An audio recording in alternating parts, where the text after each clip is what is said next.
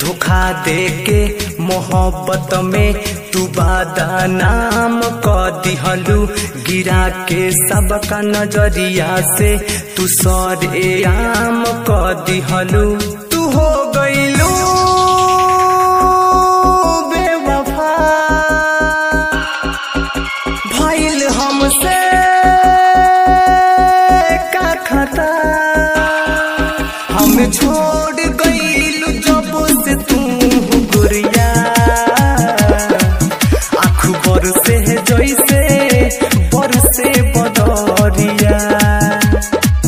तोहे खोज नैना सुबह हो शाम दोपहरिया, आँखों बरसे जैसे बरसे बदरिया।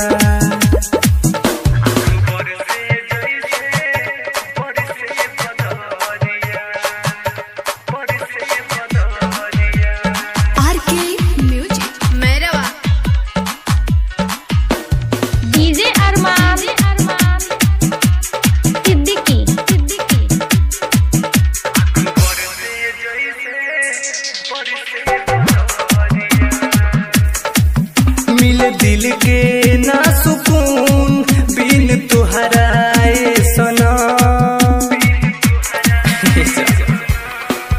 मिले दिल के ना सुकून बिन तुहरा सनम, जियब ना ये को पल लागे मरिए जाई हम, जिंदगी में हद से ज्यादा तोहके चहले रही हो,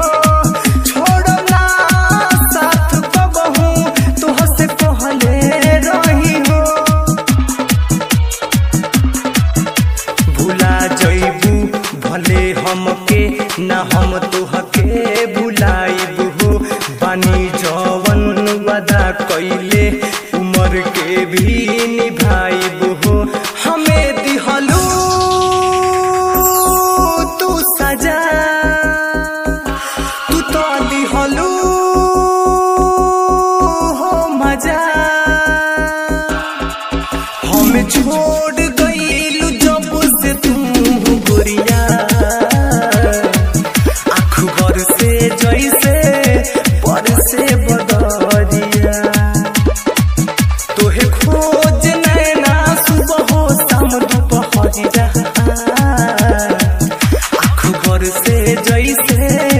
बरसे बदरिया।